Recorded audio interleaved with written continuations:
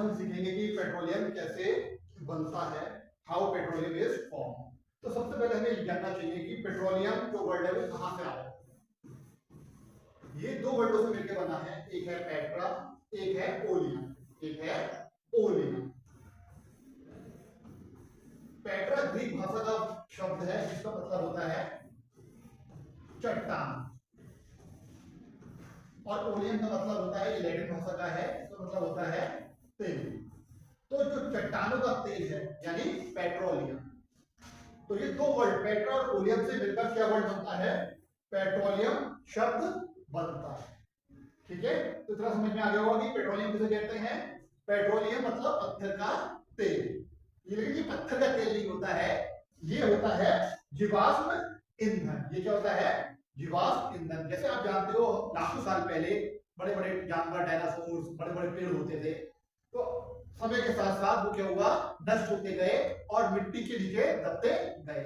तो लाखों समय में क्या हुआ, प्रेशर बढ़ता रहा और ताप बढ़ता रहा, तो वो क्या हो गए, लिक्विफाई हो गए, यानी द्रव के रूप में परिवर्तित हो गए। वही क्या कहलाते हैं, पेट्रोलियम कहलाते हैं। ठीक है, वो क्या कहलाते हैं, पेट्रोलियम यानी जीवाश्म ईंधन। ठीक है, तो ये आप डायग्राम देख रहे हैं।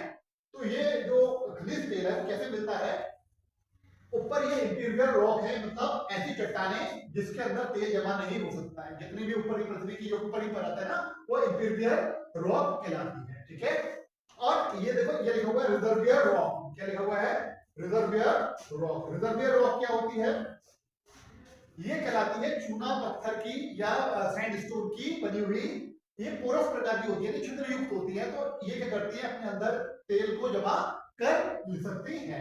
तो होता क्या है कि जो तेल बना, जीवाश्म ईंधन बना, वो इस में जमा हुआ, नीचे है पानी, पानी से हल्का होता है तेल यानी जीवाश्म ईंधन, वो आ गया ऊपर।